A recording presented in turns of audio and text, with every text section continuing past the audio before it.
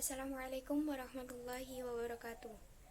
Alhamdulillahirrabbilalamin. Wabihi nasta'in ala umurid dunia waddin. Wassalatu wassalamu ala asrafil anbiya'i wal mursalin Sayyidina wa maulana Muhammadin wa ala alihi wa sahbihi ajmain amma ba'du. Kepada yang terhormat Bapak Ahmad Munib SPD MSI selaku dosen pengampu mata kuliah pembelajaran akidah akhlak semester 5. Sebelumnya perkenalkan, nama saya Inayah Nur Aishi, NIM 18106011087. Saya mahasiswa semester 5, kelas PI A2. Video pembelajaran ini dibuat guna untuk memenuhi tugas mata kuliah pembelajaran akidah akhlak. Untuk itu, mari kita simak videonya bersama-sama. Semoga bermanfaat. Assalamualaikum warahmatullahi wabarakatuh. Hai teman-teman, apa kabar? Semoga selalu baik ya. Dalam pembelajaran akidah akhlak kali ini, kita akan belajar tentang tasawuf dalam Islam. Akan ada 5 subbab yang akan kita pelajari. Yang pertama yaitu pengertian ilmu tasawuf. Yang kedua, dasar ilmu tasawuf. Yang ketiga, pembagian ilmu tasawuf. Yang keempat, sumber ilmu tasawuf, dan yang kelima, istilah-istilah dalam ilmu tasawuf. Sebelum kita mulai belajar, alangkah baiknya kita mengetahui apa saja sih indikator dalam materi ini. Indikatornya yang pertama yaitu siswa dapat menjelaskan pengertian, kedudukan, dan sejarah tasawuf dalam Islam. Dan yang kedua, siswa dapat menunjukkan fungsi dan peranan tasawuf dalam keagamaan dan kehidupan modern. Baik, untuk subbab yang pertama yaitu pengertian tasawuf. Menurut Haidar Bakhir, kata sufi berasal dari bahasa Arab yang merujuk pada beberapa kata dasar, di antaranya yaitu yang pertama kata sof, yang berarti baris dalam Islam, karena dianggap kaum sufi berada dalam sof pertama dalam sholat. Kemudian yang kedua, kata suf, yakni bahan wol atau bulu domba kasar yang biasa mencirikan pakaian kaum sufi. Kemudian yang ketiga, kata ahlu as-sufah yang berarti para zahid atau pezuhud. Kemudian secara istilahnya, tasawuf adalah ilmu untuk mengetahui bagaimana sih cara menyucikan jiwa, menjernihkan akhlak, membangun dohir dan batin untuk memperoleh kebahagiaan abadi. Kemudian yang kedua yaitu dasar ilmu tasawuf. Dasar ilmu tasawuf dijelaskan dalam Quran surat Asy-Syams ayat 7-10. Saya bacakan. Bismillahirrahmanirrahim. Wa nafsin wa ma sawwaha falhamaha fujuraha wa taqwaha qad aflaha man zakkaha wa qad khaba man dassaha, yang artinya dan jiwa serta penyempurnaannya atau ciptaannya. Maka Allah mengilhamkan pada tujuan itu atau jalan kefasikan atau ketakwaannya. Sesungguhnya beruntunglah orang yang mensucikan jiwa itu, dan sesungguhnya merugilah orang yang mengotorinya. Quran surat Asy-Syams ayat 7-10. Kemudian yang selanjutnya yaitu pembagian ilmu tasawuf. Ilmu tasawuf dibagi menjadi 3. Yang pertama tasawuf akhlaki, yang kedua tasawuf amali, dan yang ketiga tasawuf falsafi. Yang pertama tasawuf akhlaki yaitu tasawuf yang sangat menekankan nilai-nilai etis atau moral, atau tasawuf yang berkonsentrasi pada perbaikan akhlak.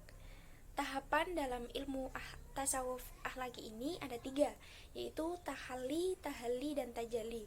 Tahalli adalah usaha mengosongkan diri dari perilaku dan akhlak tercela. Kemudian yang kedua, tahalli adalah upaya mengisi dan menghiasi diri dengan jalan membiasakan diri dengan sikap, perilaku, dan akhlak terpuji. Kemudian yang terakhir, tajalli adalah agar hasil yang telah diperoleh, jiwa yang telah membiasakan melakukan perbuatan-perbuatan yang luhur, maka rasa ketuhanan perlu dihayati lebih lanjut. Kemudian pembagian ilmu tasawuf yang kedua yaitu tasawuf amali. Pengertian dari tasawuf amali adalah tasawuf yang lebih mengutamakan kebiasaan beribadah. Tujuannya agar diperoleh penghayatan spiritual dalam setiap melakukan ibadah. Adapun tahapannya yaitu syariat, thariqah, hakikat, dan makrifat.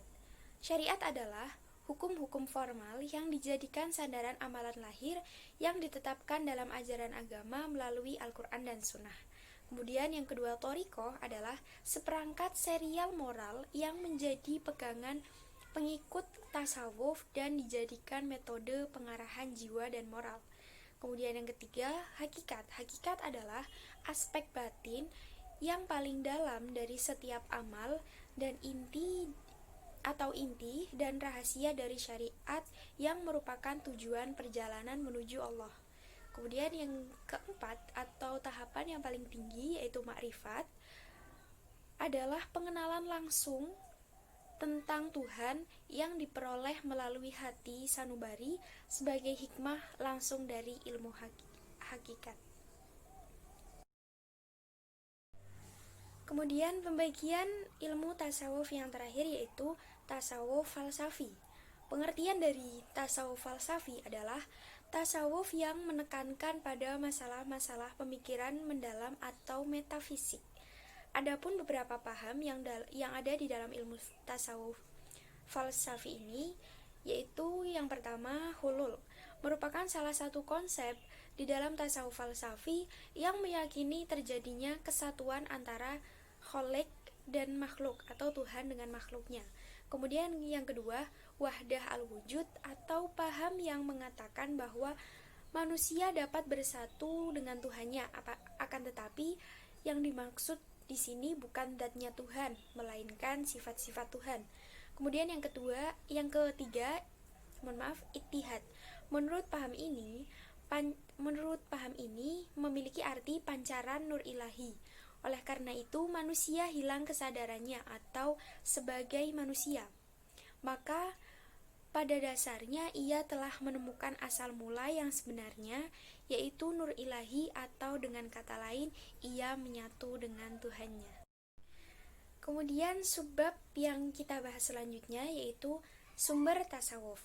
Sumber-sumber tasawuf ini berasal dari yang pertama dari Allah Subhanahu wa taala, yang kedua dari Rasulullah SAW, yang ketiga pengalaman sahabat, kemudian ijma sufi, ijtihad sufi, qiyas sufi, nurani sufi, dan yang terakhir amalan sufi.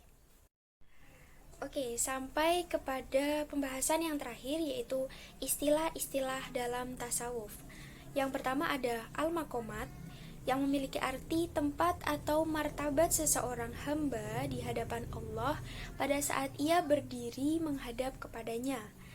Adapun tingkatan-tingkatannya, yang pertama yaitu taubah, yang kedua waro' atau menghindari dari perbuatan dosa, kemudian zuhud, mengurangi keinginan akan keduniawian, terus kemudian sabar, syukur, tawakal, dan ridho.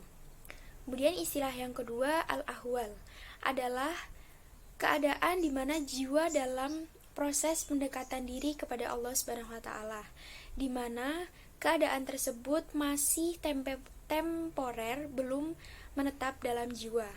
Adapun tingkatan-tingkatannya, yang pertama al-muraqabah atau rasa selalu merasa diawasi oleh Allah Subhanahu wa taala.